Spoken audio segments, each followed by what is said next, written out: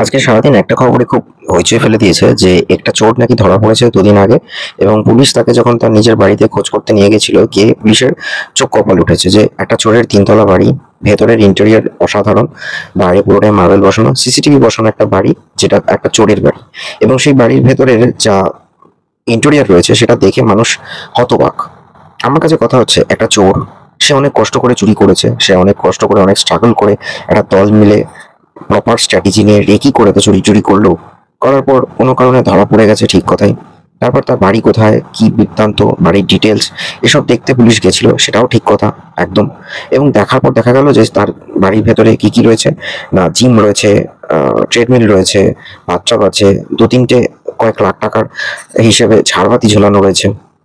গোটা বাড়ির ভেতরে সিসিটিভি, বাড়ির বাইরেও সিসিটিভি, পুরোটা মার্বেল বসানো, তার সাথে ছাদে শেডও রয়েছে। এত কিছু রয়েছে একটা চোরের বাড়িতে, যেটা নাকি কয়েক বছরের মধ্যে তৈরি করলো। সেই চোরের নাম কি? অমিত দত্ত। কথা হলো, এরকম চোর তো আরো অনেকের ছিল, যেমন কয়লা চোর, তার সাথে আবার বালি চোর, আরো অনেক চোর ছিল, মাটি চোর। তারাও তো নিশ্চয়ই অনেক কিছু করেছিল। পুলিশ কি তাদের বাড়িগুলো দেখেছিল? মিডিয়া কি তাদের বাড়ি দেখতে গেছিল?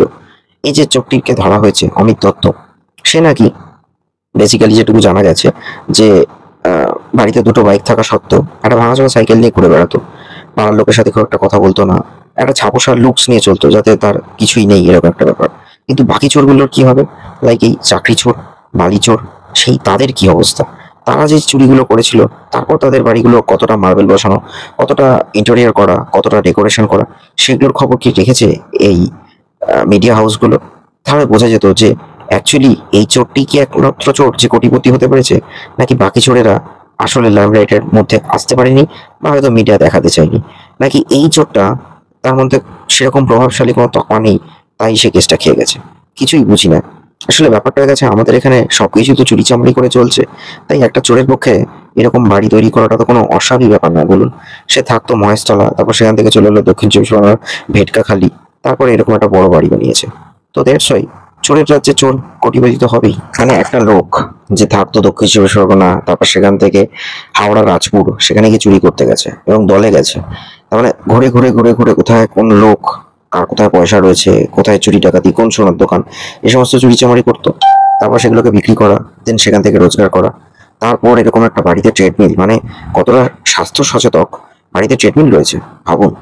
একটা চোরের কতটা ইনফ্লুয়েন্স, যে সে বাড়িতে ভাবে যে চুরি করব করব, কিন্তু বাথটাবে আমি স্নান করব, তাই বাথটাব রেখেছে। তাহলে ভাবুন, যারা কয়লা চুরি করেছে, যারা চাকরি চুরি করেছে, যারা বালি চুরি করেছে, তারা কি করেছে। একটা স্বাস্থ্য সচেতক তো কতটা কনসার্ন থাকে নিজের শরীর নিয়ে, যে ট্রেডমিলে দৌড়ে রাতের বেলা চুরি করতে যায়। মানে ফিটনেসটাও সেই টেবিলে রেখেছে, মাইন্ডসেট রেখেছে যে না, দৌড়ে দৌড়ে চুরি করতে গেলে যাতে পুলিশ ধরতে না পারে, তার জন্য শরীরকে ফিট রাখতে হবে। সেই জন্য রেগুলার বেসিসে হয়তো ট্রেডমিলে দৌড়ায়, এরকমই একটা ব্যাপার। তবে আমাদের প্রিন্ট মিডিয়া আর খবরের চ্যানেলগুলোকে বলবো, বাকি যে সমস্ত চোরগুলো আছে, মানে এই নিষ্পাপ গরু চোর, মানে গরুগুলোকে তো ছাড়েনি, তাদেরকেও চুরি করে এক জায়গা থেকে আরেক জায়গায় চালান করেছে। বালি চোর, কয়লা চোর, মাটি চোর, চাকরি চোর, তারা কেমন রয়েছে, তারা কেমন লাইফ লিড করছে, তারা কতলা বাড়ি বানালো, রাজপ্রাসাদ করলো, ইন্টেরিয়ারে কত লাখ টাকা খরচা করলো, সেগুলো একটু তুলে ধরুক, সাধারণ মানুষ জানতে পারুক, তাই না? Stay tune on bounce stress. ভিডিওটা কেমন লাগলো অবশ্যই জানাবে। চ্যানেলটা প্লিজ সাবস্ক্রাইব করুন, দেখতে থাকুন চ্যানেলের বাকি ভিডিও।